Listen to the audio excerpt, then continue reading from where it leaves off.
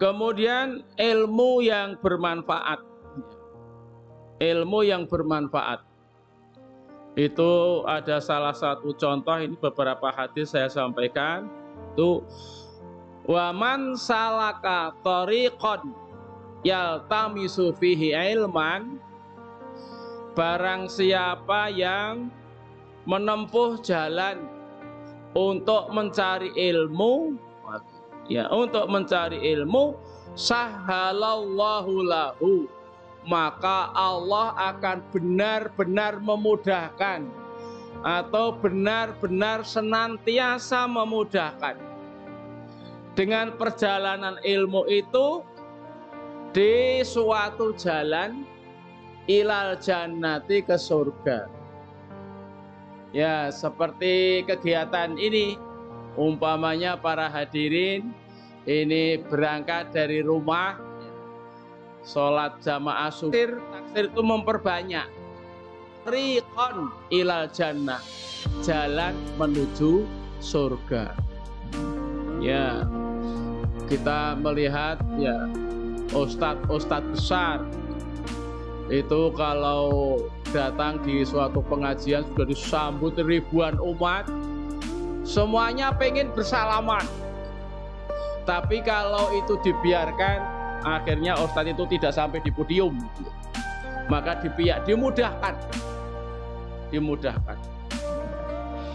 Seperti jenazah lewat di jalan raya, ya, dengan sirinenya itu semuanya semila, dimudahkan menuju ke alam makbaroh, dimudahkan.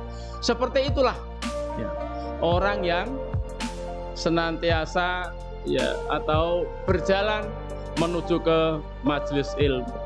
Ya. Kemudian yang kedua, salah satu diantaranya begini. Orang kok mau melakukan sholat, terutama sholat wajib, ya, sudah barang tentu termasuk sholat sunnah. Tahu sehingga mau melakukan sholat. Sumber pengetahuannya adalah dari Rasulullah Sallallahu Alaihi Wasallam. Idza qama yusolli utiya bidzunubihi. Apabila seseorang itu berdiri untuk sholat, utiya bidzunubihi, maka dosa-dosanya itu didatangkan. Ya, didatangkan. Ya. Fawada'at ala ra'sihi aw atifihi, kemudian dosa itu ditaruh di atas kepalanya atau di atas tengkuk pundaknya. Itu ketika kita Allahu Akbar takbiratul ihram berdiri, itu dosanya ngelumpuk, didatangkan di situ. Ya. Tapi ya jangan getir, karena ada terusannya. Fakullama roka, maka apabila ia itu ruko atau setiap ruko, au sajada atau sujud, tasaqat anhu, maka saling berguguranlah dosa itu dari kepala atau dari tengkuknya. Nah, kalau orang itu tahu bahwa sholat itu ternyata mempunyai fadilah yang demikian ini, wah luar biasa, ternyata dosanya gugur. Apalagi sholat yang sudah diatur yang sedemikian, shafnya lurus, rapat. Ya. Kita kadang-kadang ya sedikit khilafiyah mengenai berdiri itu, kaki sama kaki harus saling bersentuhan.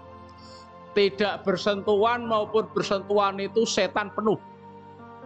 Di masjid itu setan penuh untuk menggoda orang-orang sholat, yaitu setan yang namanya khonzab atau khinzib, dengan seluruh anak buahnya itu memenuhi masjid untuk mengepung orang per orang yang sholat itu.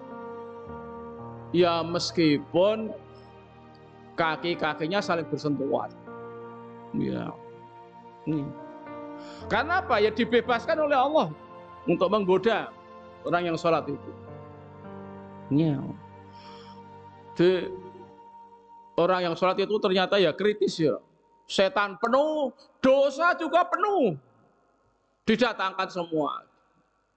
Tetapi ketika sujud, ketika ruku, itu dosa itu akhirnya berguguran semua.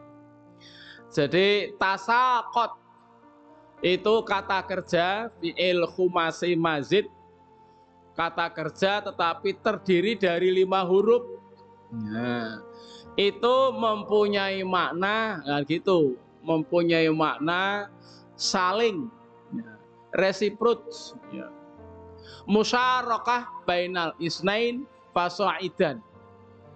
Jadi mungkin gini, kita mempunyai ilustrasi orang yang sholatnya rajin, subuh sholat, luhur juga sholat. Nah, antara keluar dari sholat subuh masuk ke sholat luhur sekian jam itu mungkin kita sudah melakukan dosa banyak hal.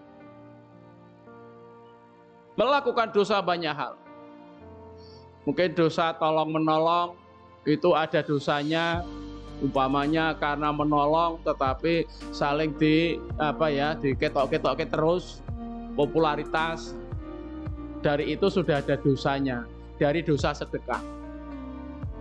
Mungkin ketika berjalan tahu benar ada percah beling di tengah jalan tapi didiamkan saja, tidak disingkirkan ke tempat yang berpeluang untuk tidak diinjak orang, itu jelas itu dosa karena pada saat itu tidak beriman, tidak menghilangkan aral melintang di jalan, kan sudah dosa itu. Ketemu seseorang